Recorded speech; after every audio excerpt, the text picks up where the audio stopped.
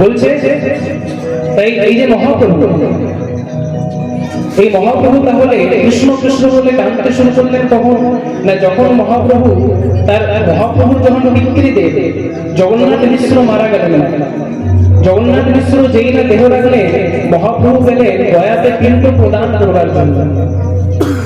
গয়াতে পিণ্ড প্রদান করে যেই না আবার ফিরে আসছেন, সেখানে কিন্তু একজনের সঙ্গে দেখা হয়েছিল।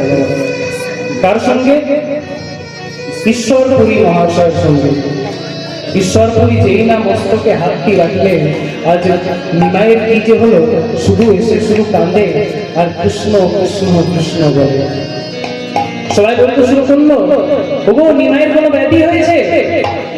নইলে নিমাই তো কাঁদে না, নিমাইয়ের কোনো ব্যাধি হয়েছে, নিমাইয়ের কোনো রোগ হয়েছে, নিমাই তো এমন তো নয়, নিমাই কাঁদছে কেন?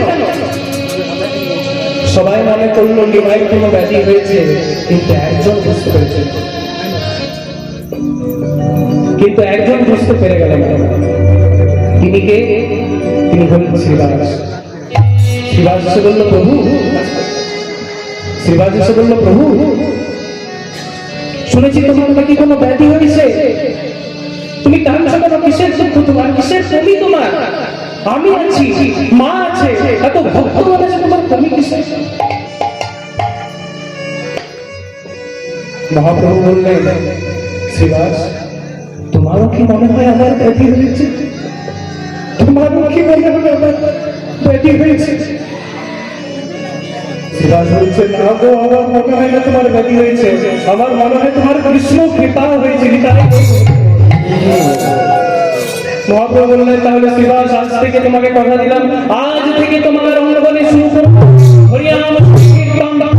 1 বছরের জন্য নিশি জাগরণ হরিনাম সংকীর্তন করে আমি সন্ন্যাসে চলে যাব।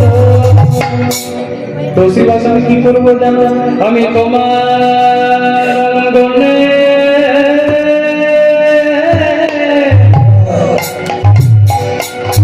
আমি তোমার অঙ্গনে কীর্তন করব।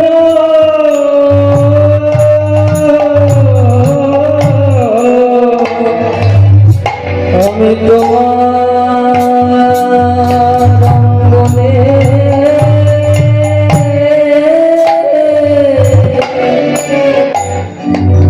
অঙ্গনে কীর্তন করব।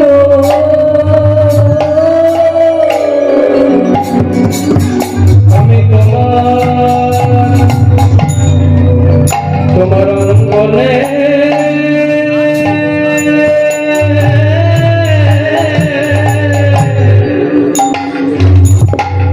আমি কীর্তন করব। আমি তোমার অঙ্গনে অঙ্গনে কীর্তন করিব।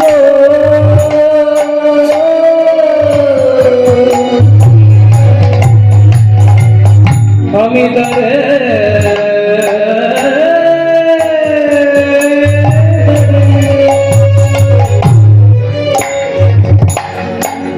আমি ধরে ধরে নামবি, আমি তোমার অঙ্গনে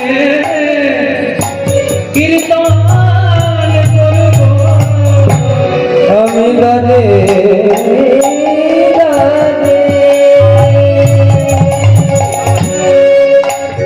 ধরে ধরে নামবি তোমার অঙ্গনে কীর্তন করিব। আমি তারে তারে